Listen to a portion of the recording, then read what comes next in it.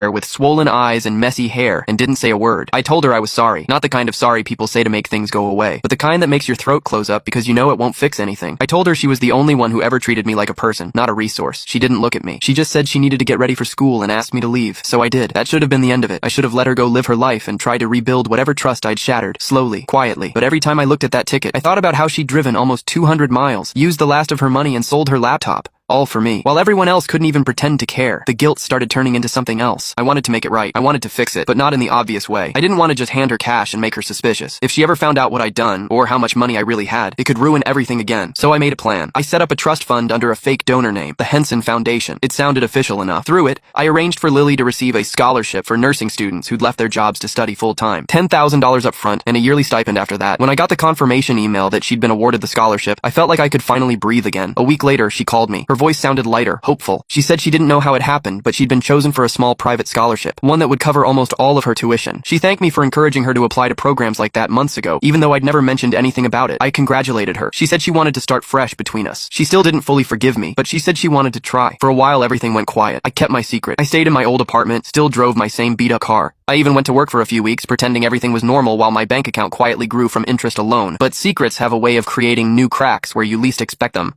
About 2 months later, I got a text from Mark. It just said, "Heard you came into money." I froze. My first thought was that he'd somehow found out about the lottery, but when I asked what he meant, he replied, "Mom said you were paying for Lily's school. Must be nice having cash again." I didn't respond. But that night, when I checked my security footage from the storage unit, yes, I'd installed my own camera, I saw that someone had tried to break in. The padlock was damaged. The ticket was still there, but someone had been close. Too close. The next morning, I got a call from my mom. She sounded cheerful, the way she only ever did when she wanted something. She said she was proud of me for getting back on my feet and hinted that she and Mark might need help with a few bills. I told her I couldn't help. Her voice changed. She said, "And if you don't want to wait for part 2, you can watch the full story on my YouTube channel.